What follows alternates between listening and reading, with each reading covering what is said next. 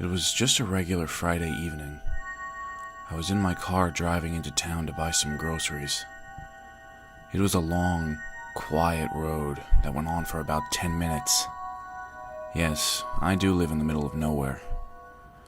My sister sat beside me in the passenger seat, but something was off. In my peripheral vision, I could see her looking right at me with a cold stare.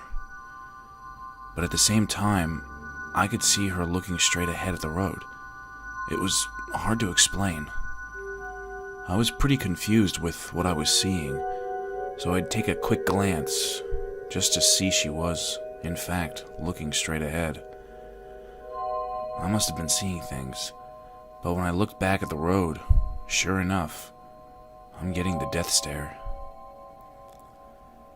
At this point, I was just subconsciously driving and more focused on what was in the corner of my eye. I didn't want to look again, as it'd seem a bit strange, but I really needed to see. I was positive that she was looking at me, but was I?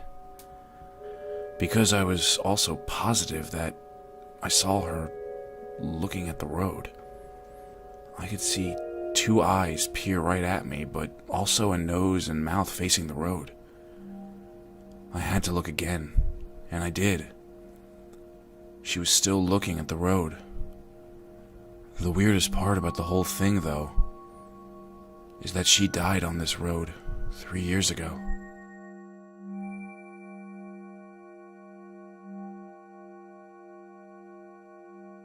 Jesse immediately got an uncomfortable feeling after he came home with his wife cooking dinner. "Welcome home, love, and happy anniversary. I have a special gift for you, but I won't tell you till after dinner," Amy said while setting the table. Jesse sat down and patiently waited for his meal to be served while lost in thought and staring into the backyard. They ate their meal together, and Amy did most of the talking due to Jesse being lost in thought the whole time.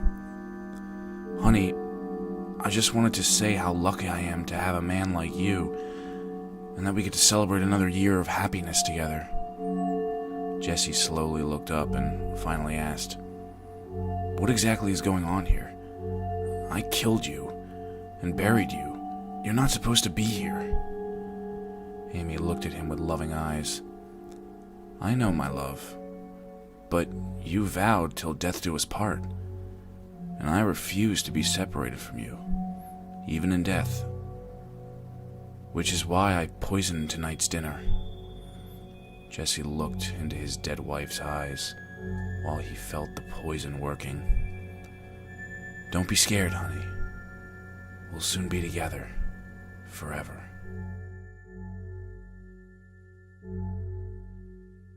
I turned around to feed my 4-year-old, but she smiled at me and her mouth was filled with jagged spikes glistening with yellow bile.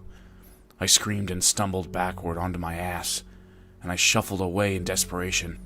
I had no thoughts or plans or strategy, just an instinct to create distance.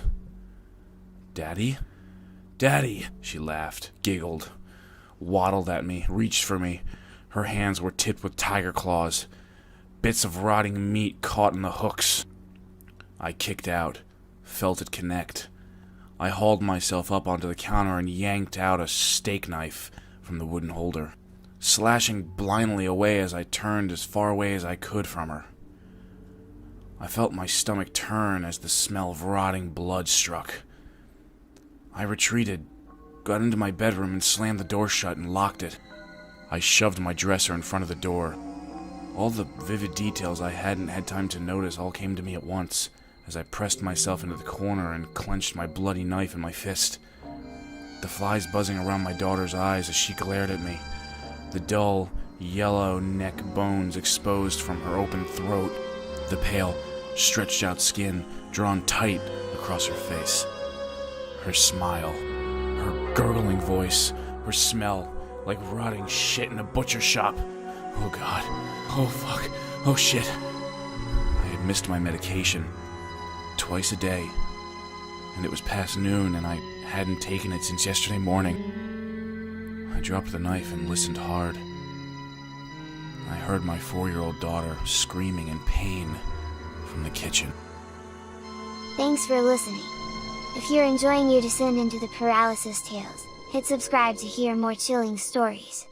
If you're brave enough to share your own nightmares, subscribers can submit their terrifying stories to the email in the description below.